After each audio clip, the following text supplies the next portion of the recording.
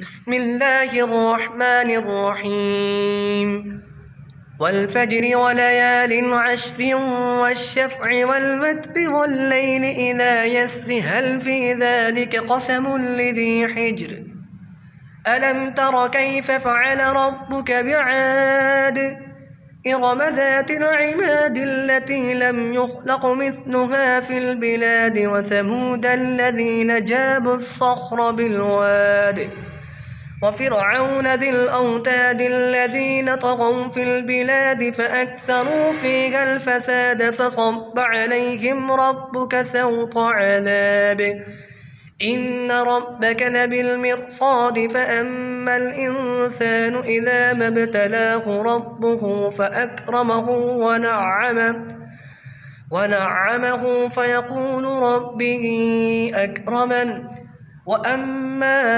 إذا ما ابتلاه فقدر عليه رزقه فيقول ربي أهانن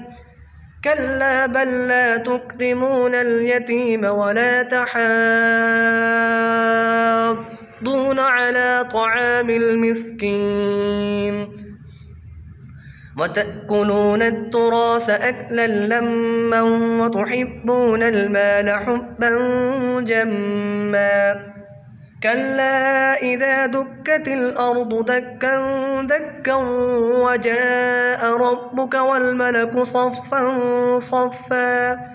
وجيء يومئذ بجهنم يومئذ يتذكر الإنسان وأنى له الذكرى يقول يا ليتني قدمت لحياتي فيومئذ لا يعذب عذابه أحد ولا يوثق وثاقه أحد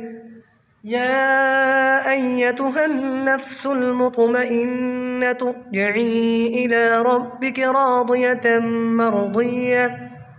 فادخلي في عبادي